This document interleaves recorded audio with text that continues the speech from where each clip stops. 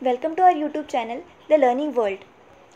In this video, we'll be learning about the humidity and precipitation, how different types of clouds are formed, why do they give rainfall, and types of rainfall. Humidity, content of water vapor present in the air at a particular time and place. The water vapor present in the air, we usually called it humidity. Within 2 kilometers, most of the water vapor is present, due to which increase in height, temperature decreases. Evaporation depends on aridity. If you have dry air, it can hold more moisture. So the aridity is more, the evaporation will be more. If the temperature is high, evaporation will be more, aridity will be more. Now the velocity of winds. So if wind is moving quickly, they won't have much moisture. But if they are stable, they can get more moisture. But if the wind is moving faster, they can carry moisture with them. So evaporation is also depends on velocity of wind. Now relative humidity. Here we observe when temperature is more, at the same time the water vapor percentage is less. When temperature reduces, the water vapor percentage increases. Further it reduces, the water vapor percentage increases. Why? Because the air will expand if it is warmer and they start compressing when they become cooler. When it will be 100%, then only there will be the rainfall.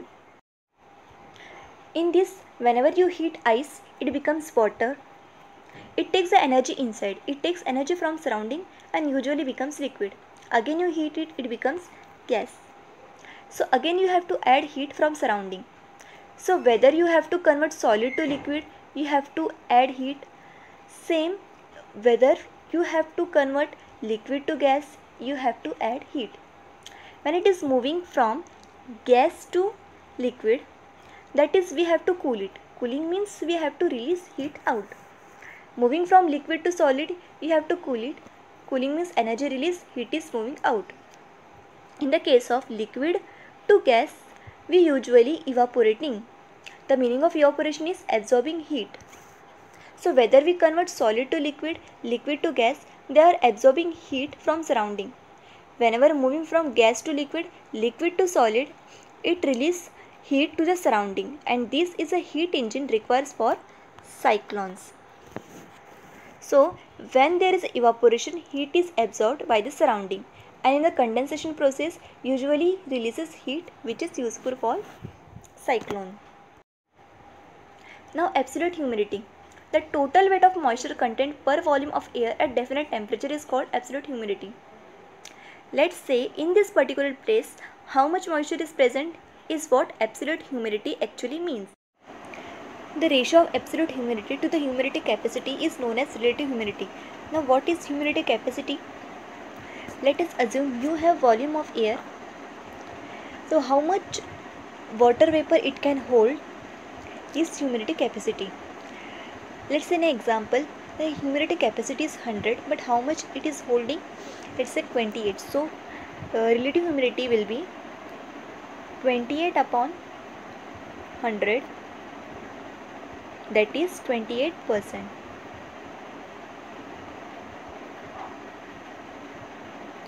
Now adiabatic process. If you consider a volume of air, you are not adding heat to it or you are not removing heat from it, but temperature of this particular air mass is increasing and decreasing. So why is this occurring? Just imagine when you pump air into the chamber. So as you pump more air, it will lead to high temperature and high pressure. On releasing air, the air comes out, you will have low temperature and low pressure. So whenever air expands, there will be low temperature and low pressure, and whenever air compresses, there will be high temperature and high pressure. So this we call adiabatic, means without adding external heat or without removal of heat, we are trying to see change in temperature. The reason is contraction and expansion.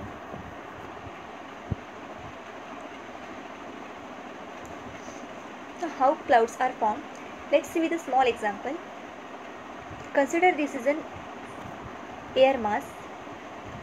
We have water droplets. So how they are formed? If we have dust particles here and there, Around dust particles, some water is settling down and they have formed some water droplets. Now some droplets of water which are very minute present in the air mass, because sun rays falling on ground, low pressure is formed and this starts raising, so it actually pushes it quickly. All these water molecules whichever is present, they will also move. Whenever they move, the bigger particle will hit the smaller one, and around the bigger particle, smaller particle will be accumulating like this and they increase in size. Now in this air mass, when the size of the water particle increases, the air mass cannot hold this water particle because it has become heavy. As it becomes heavy, water droplets come down in the form of. Now the different types of clouds: the cirrus cloud, the cirrocumulus, cirrostratus, altostratus, altocumulus, nimbostratus, stratus, stratocumulus, cumulus and cumulonimbus. So different types of clouds on the basis of shapes and height. So low altitude clouds which is seen at a distance 2 km, then medium clouds at 2 to 4 km, then high altitude clouds which is seen above the 6 km. Now in low clouds, first comes stratocumulus. Strato means horizontally and cumulus means vertically. So horizontally and vertically developed. Whenever the cloud is vertically developed, so whatever water is there, if rainfall occurs, usually rainfall occurs below the cloud. The area below this is very less. As the amount of water is usually more, they get more rainfall in less land. If it is horizontal, the same air mass is spread out. Area is more but rainfall is less. Cumulus, more rainfall in less land. If you have drizzles for longer period, you will usually have stratus cloud. Now nimbostratus. Usually clouds before giving rain, they turn black. Now cumulus, vertically developed, appear like cotton balls.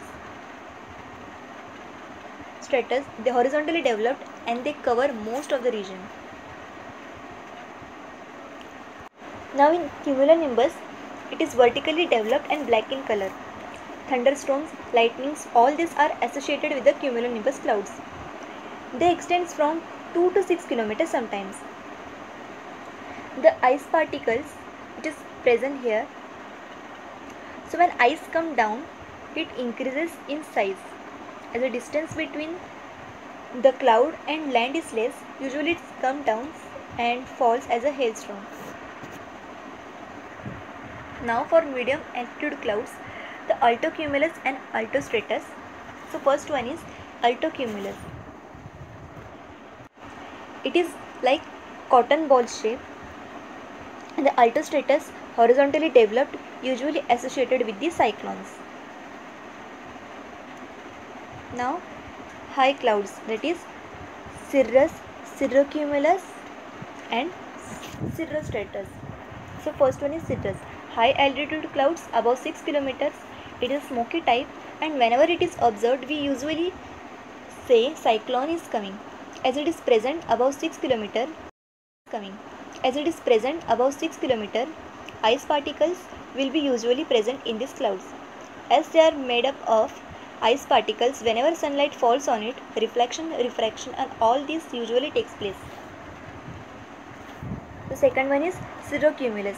With cirro, if you have pack-full shape, we will call it as cirrocumulus. Now cirrostratus. It is smoky, horizontally spread. Cirrus means ice crystals, so the entire area is covered by ice crystals.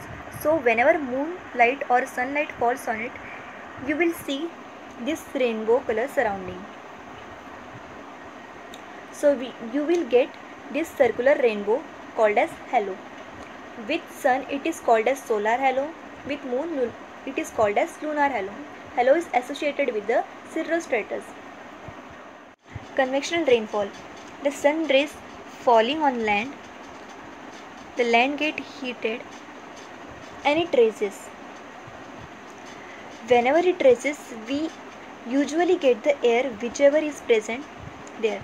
The water particles and all, their combined size increases, they form cloud called as vertical clouds or cumulonimbus clouds, and they are usually present here.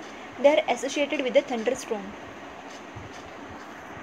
Now orographic rainfall, consider the mountain here. As we know, increase in height, temperature will decrease. So here is 20 degrees Celsius and here is minus 4 degrees Celsius. So whenever the air wind comes and hit this, they start raising above. They usually cool down. They form ice crystals. So clouds, whenever cool down, they give rainfall. But as soon as they go here, they starts going down. When the wind is moving like this, temperature increases, water becomes vapor. So when it becomes cool to warm, it becomes extremely hot or dry as well. So this region is called as windward region and this region is called as leeward region. So grasslands, deserts are found in leeward region and evergreen forest, heavy rainfall forest are found in the windward region. Now fog. Fog is nothing more but cloud which is formed closer to the ground. In cold winter night, we observe land has become extremely cold and air above it with moisture will be condensed from below. So whatever water is there or water vapor is there, they become water and this forms clouds near ground surface known as fogs. Now snow. Whenever water vapor condenses extremely, then we get snow. Mixture of snow and rain is called as sleet. Now hail. It is associated with the cumulonimbus clouds. When there is a rapid ascent, usually you have great vertical clouds. Ice crystals are there. Whenever they come down, their size increases.